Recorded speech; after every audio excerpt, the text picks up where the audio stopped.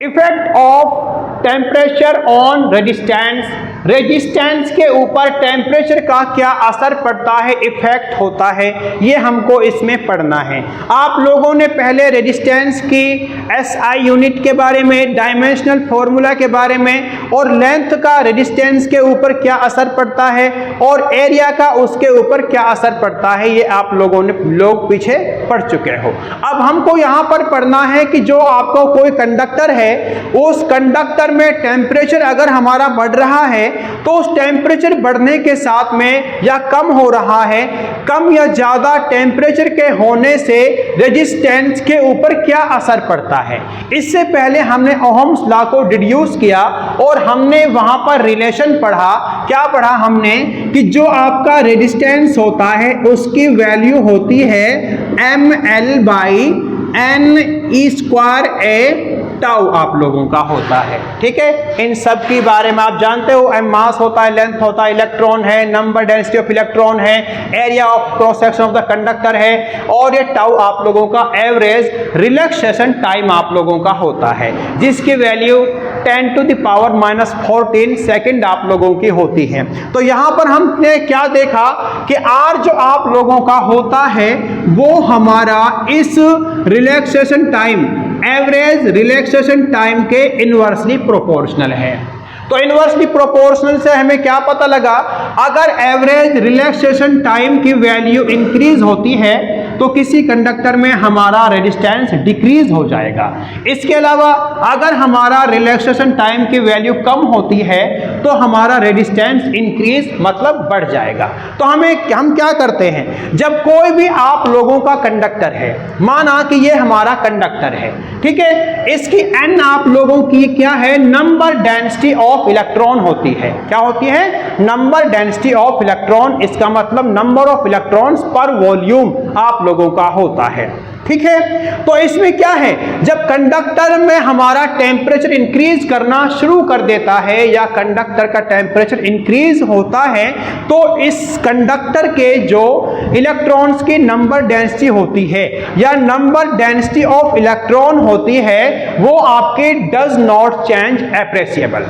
ठीक है, वो चेंज आपकी नहीं होती है। तो इसके अलावा क्या होता है, इसके अलावा जो कंडक्टर हमारा है, उस कंडक्टर के अंदर हमारे आयंस और एटम्स जो मौजूद होते हैं वो अपनी जगह पर हायर एम्पलीट्यूड के साथ में वाइब्रेट करना शुरू कर देते हैं। क्या करते हैं, हायर एम्पलीट्यूड के साथ में वाइब्रेट करना शुरू कर देते हैं अपनी जगह पर। तो इसके बाद में जो आपकी थर्मल एनर्जी है कंडक्टर की, वो आप लोगों की इंक्रीज हो जाती है। क्या हो जाती है, थर्मल एनर्जी आप लोगों की इंक्रीज हो जाती है। तो इसके इंक्रीज होने के साथ में जो फ्रीक्वेंसी ऑफ कोलिजन है, फ्रीक्वेंसी ऑफ कोलिजन क्या है कि जो आप लोगों का इलेक्ट्रॉन आपका नेगेटिव टर्मिनल से पॉजिटिव टर्मिनल की तरफ जा रहा है, उसकी जो फ्रीक्वेंसी है कोलिजन की, मतलब इलेक्ट्रॉन आपका नेगेटिव टर्मिनल से पॉजिटिव टर्मिनल की तरफ जाएगा, ये बीच में आयंस या एटम से क्या करेगा, टकराएगा, कोलाइड करेगा। तो जो फ्रीक्वेंसी है वो फ्रीक्वेंसी हमारी इंक्रीज हो जाएगी। तो इस फ्रीक्वेंसी के इंक्रीज होने की वजह से जो आपका रिलैक्सेशन टाइम है, क्या है आप लोगों का, रिलैक्सेशन टाइम जो आप लोगों का होता है वो हमारा डिक्रीज हो जाएगा। क्या हो जाएगा, वो हमारा डिक्रीज हो जाएगा। अब रिलैक्सेशन टाइम के डिक्रीज होने की वजह से तो किसी भी कंडक्टर का आपका रेजिस्टेंस क्या होगा, इंक्रीज होगा। क्या होगा, इंक्रीज होगा। होगा नहीं होगा। और यहां पर हम एक रिलेशन बता सकते हैं। क्या रिलेशन बता सकते हैं, तो यहां पर हम क्या लिख सकते हैं, रिलैक्सेशन टाइम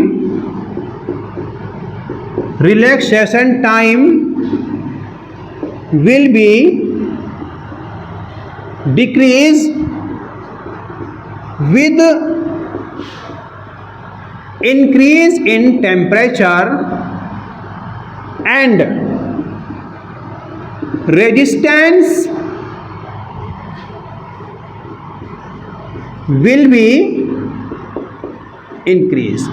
मतलब टेम्परेचर इंक्रीज होगा तो आप लोगों का रेजिस्टेंस भी इंक्रीज होगा। ठीक है, अब यहां पर हम मान लेते हैं कि ये आर टी आप लोगों का क्या होता है, आर टी आप लोगों का होता है resistance at temperature T degree Celsius. ठीक है, इसके अलावा आप लोग यहां पर मान लीजिए R0 या R0 आपका क्या होता है, resistance at 0 degree Celsius temperature. ठीक है, तो इनके बीच में रिलेशन आप लोगों का क्या निकल के आएगा, रिलेशन आपका आता है resistance at T temperature is equal to resistance at 0 degree Celsius, bracket शुरू 1 प्लस में अल्फा टी प्लस में बीटा टी का स्क्वायर। यह रिलेशन आप लोगों का होता है।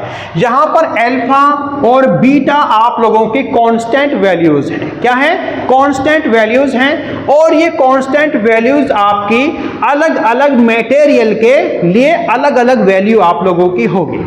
ठीक है, ये कांस्टेंट वैल्यू अलग अलग मटेरियल के लिए अलग अलग होगी। और जो T डिग्री टेम्परेचर हमारा होता है, T डिग्री सेल्सियस जो टेम्परेचर होता है वो हमारा क्या है, ज्यादातर वो क्या नाम है कि अगर कोई एक्सपेरिमेंट किया हो जाता है वो लॉन्ग क्या नाम है कि ज़्यादा लॉन्ग लार्ज नहीं होता, वो लार्ज उसको हम एज्यूम नहीं करते, मतलब क्या है कि वो उसकी वैल्यू आगे तक इंक्रीज नहीं होती है। तो उसके बिहाफ पर हम क्या कर सकते हैं, हम यहाँ पर वैल्यू लिख सकते हैं कि R T is equal to R naught 1 plus में अल्फा टी आप लोगों का लिखा जा सकता है। ठीक है, तो यहां पर आप लोग क्या करोगे, R T is equal to R naught का अंदर आप लोग मल्टीप्लाई कर दोगे आर नॉट प्लस में अल्फा आर नॉट टी आप लोगों का हो जाएगा। ठीक है, अब आर नॉट को हम इधर लेके जाएंगे, कहां लेके जाएंगे, आर नॉट को इधर लेके जाएंगे तो क्या हो जाएगा, आर टी माइनस में आर नॉट आपका हो गया, और आपका इधर क्या बचा, इधर आपका बचा अल्फा आर नॉट टी। अब यहां पर अल्फा की वैल्यू हम निकालेंगे तो क्या हो जाएगा आपका, alpha is equal to R T minus में R not divide by R not T. तो हमारा क्या हो जाएगा कि जो आप लोगों का अल्फा है इसको हम क्या कहते हैं, temperature coefficient of resistance, temperature coefficient of resistance इसको कहा जाता है। और इस टेम्परेचर कोएफिशिएंट ऑफ रेजिस्टेंस की वैल्यू हमारी मेटल के लिए पॉजिटिव होती है, और इसके अलावा आपका जो सेमीकंडक्टर है और इंसुलेटर है उसके लिए इसकी वैल्यू हमारी क्या होती है, नेगेटिव होती है। ध्यान रखना इस बात को। आपसे पूछा जा सकता है कि जो टेम्परेचर कोएफिशिएंट आपका होता है रेजिस्टेंस का, उसकी वैल्यू मेटल के लिए क्या होती है, तो क्या बताओगे, मेटल के लिए उसकी वैल्यू पॉजिटिव होती है, और सेमीकंडक्टर और इंसुलेटर के लिए इसकी वैल्यू नेगेटिव होती है। ठीक है, तो हम क्या है यहां पर आपका ये निकल के आता है। अब यहां से आगे हम आपका जो अगला टॉपिक है वो अगला टॉपिक आप लोगों के लिए कराएंगे variation in electrical resistivity with temperature. या हम क्या कह सकते हैं कि टेम्परेचर के साथ में जो इलेक्ट्रिकल रेजिस्टिविटी आप लोगों की होती है उसके ऊपर क्या असर पड़ता है टेम्परेचर से। ठीक है, तो उसको हम नेक्स्ट टॉपिक आपका इसमें करेंगे। तो आई होप आपके ये समझ आ गया होगा, समझ आ गया, तो इसको मिटा दें। अब देखो इसमें आप लोगों का होता क्या है, नेक्स्ट टॉपिक आप लोगों का हम कराने जा रहे हैं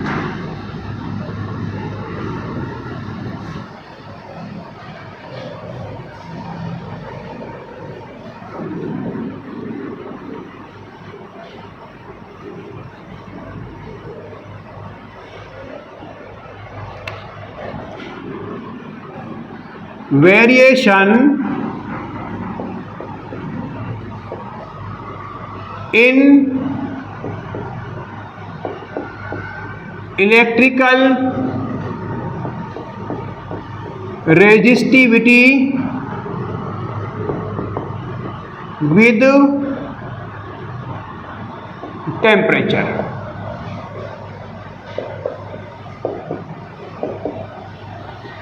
जो इलेक्ट्रिकल रेजिस्टिविटी आपके होती है उसके ऊपर टेम्परेचर का क्या असर पड़ता है।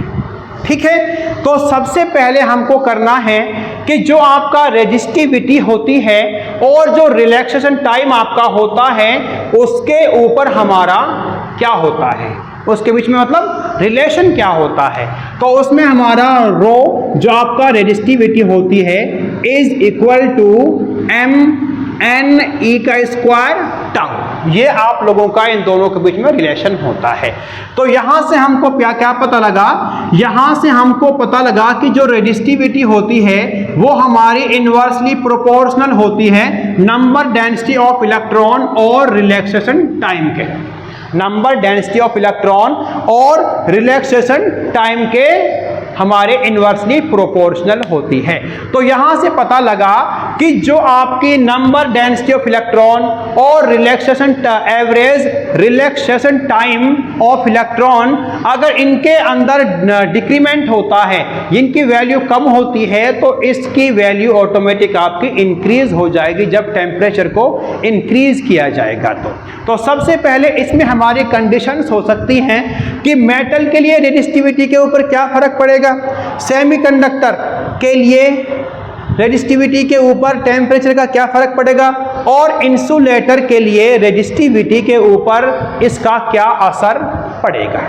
ठीक है, तो हमारा क्या होता है, तो जो हमारा होता है इसमें हम सबसे पहले कर लेते हैं फॉर मेटल्स। किसके लिए कर लेते हैं, फर्स्ट पॉइंट बना के यहां पर हम कर लेते हैं फॉर मेटल्स। मेटल्स के लिए इस रेजिस्टिविटी के ऊपर टेम्परेचर का क्या असर पड़ता है। जो पीछे हमने रेजिस्टेंस का किया था, क्या किया था, वो ही सेम मेटल्स के लिए आप लोगों का रहेगा। मतलब क्या रहेगा, कोई भी कंडक्टर आप लोगों का है, उस कंडक्टर का जब टेम्परेचर इंक्रीज होता है तो टेम्परेचर इंक्रीज होने के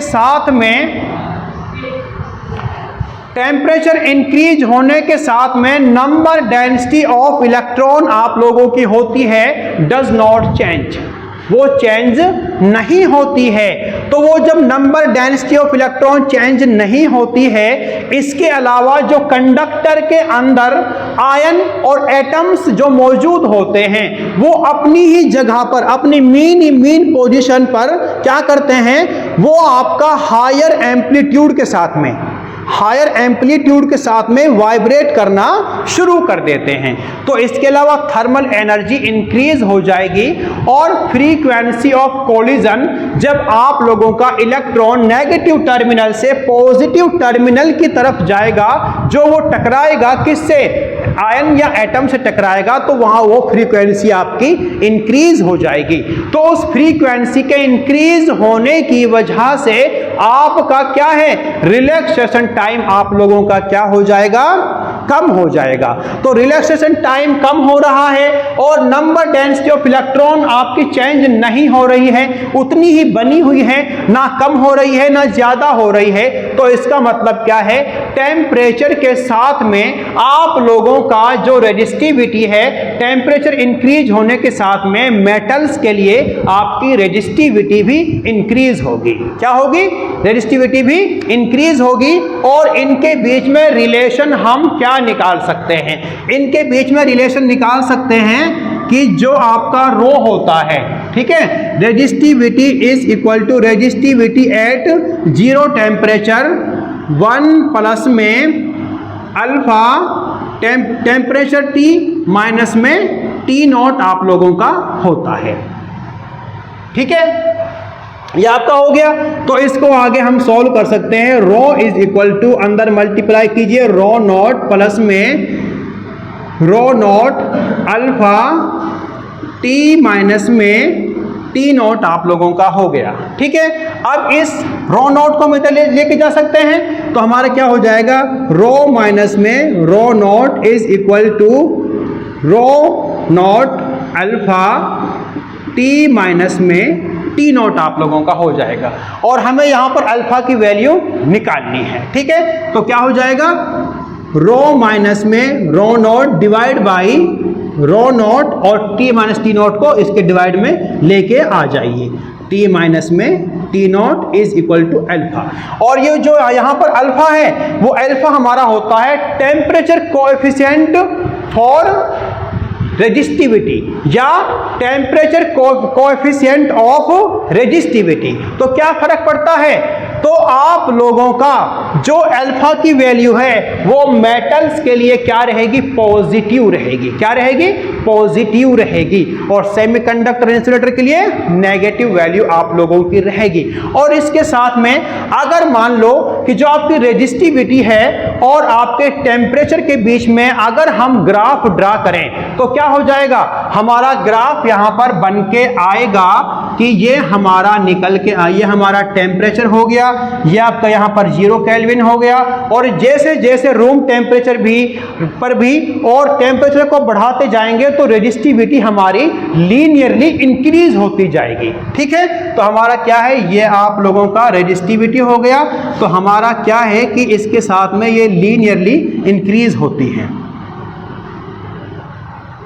ये हमारी लीनियरली इंक्रीज इस तरह हमारी होनी शुरू हो जाएगी मेटल्स के लिए। किसके लिए? मेटल्स के लिए ग्राफ हमारा ये बनेगा।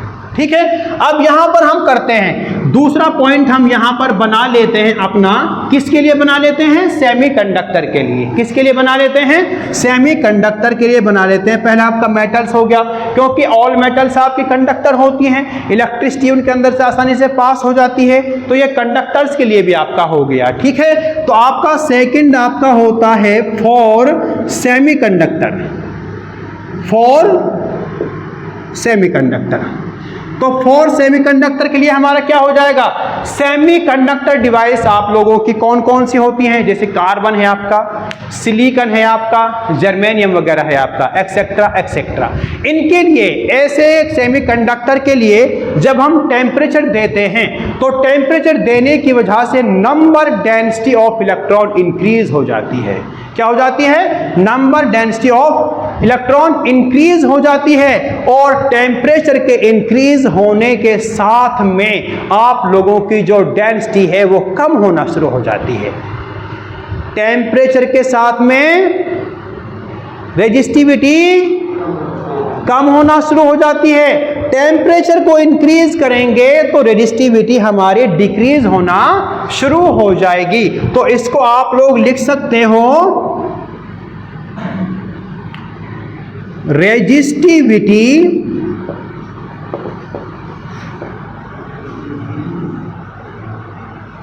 Decreases with increase in temperature. ठीक है, और ग्राफ हमारा क्या बनेगा? ग्राफ आप लोगों का T फॉर टेम्परेचर हो गया, ये आप लोगों की रेजिस्टिविटी हो गई। तो आप लोगों का आपका जो रेजिस्टिविटी है वो टेम्परेचर के साथ में डिक्रीज होती है। ये इसका ग्राफ हमारा बन जाएगा। ठीक है, कोई दिक्कत यहां तक नहीं है ना? अब इसके लिए तीसरा पॉइंट हम करते हैं फॉर इंसुलेटर्स। फॉर इंसुलेटर्स, अब देखो इंसुलेटर्स के लिए हमारा क्या होता है? इंसुलेटर्स के लिए अब आप जानते हो कंडक्टिविटी और रेजिस्टिविटी, क्योंकि कंडक्टिविटी आप लोगों की रेजिस्टिविटी के रेसिप्रोकल होती है। होती है नहीं होती? या आपकी कंडक्टिविटी रेजिस्टिविटी के रेसिप्रोकल आपकी होती है। तो मतलब क्या है कि यहां पर है कि 0 केल्विन टेम्परेचर पर, किस पर? 0 केल्विन टेम्परेचर पर आपकी जो रेजिस्टिविटी होती है वो आपकी इनफाइनाइटली लार्ज होती है। इनफाइनाइटली लार्ज होती है 0 केल्विन टेम्परेचर पर भी। और 0 केल्विन टेम्परेचर पर क्या होता है? आप लोगों की कंडक्टिविटी 0 ही होती है। 0 केल्विन टेम्परेचर किसी आपका कंडक्टर है, मतलब क्या है? आपका इंसुलेटर है, सॉरी, आपका इंसुलेटर है, उस इंसुलेटर का टेम्परेचर 0 डिग्री केल्विन है। तो 0 डिग्री केल्विन पर उसकी कंडक्टिविटी 0 होगी। और उस 0 टेम्परेचर पर उस इंसुलेटर की, ये इंसुलेटर के लिए बता रहा हूं मैं, ठीक है? अगर बीच में कोई मिस्टेक हो जाए ध्यान रखना आप लोग, ठीक है? 0 डिग्री केल्विन पर इंसुलेटर के लिए रेजिस्टिविटी हमारी इनफाइनाइटली लार्ज होती है। क्या होती है? इनफाइनाइटली लार्ज आपकी होती है। और कंडक्टिविटी 0 होगी इंसुलेटर के लिए। तो हमारा क्या हो जाएगा, इसके लिए भी हम ग्राफ आप लोगों का बना सकते हैं। T फॉर टेम्परेचर हो गया, ये आपका रो हो गया। तो क्या है, 0 डिग्री टेम्परेचर पर ही क्या होती है, इनफाइनाइटली लार्ज आपकी होती है। इस तरह इसका ग्राफ हमारा बन जाएगा। समझ आ गया? तो प्यारे बच्चों, इस टॉपिक को आपने ढंग से तैयार करना है, ठीक है। अब इसके अलावा जो नेक्स्ट हमारा टॉपिक है, अगर आप लोगों ने ग्राफ नहीं बनाए हैं तो ग्राफ आप लोग बना सकते हो। ग्राफ आप लोग इसमें बना लीजिए, और जो नई चीज आपको लगे उसको आप अपने नोट्स में ऐड कर सकते हो, ठीक है। फटाफट इसको नोट डाउन कर लीजिए, अगर किसी को नोट डाउन करना है तो, नहीं तो हम बोर्ड साफ करते हैं फिर।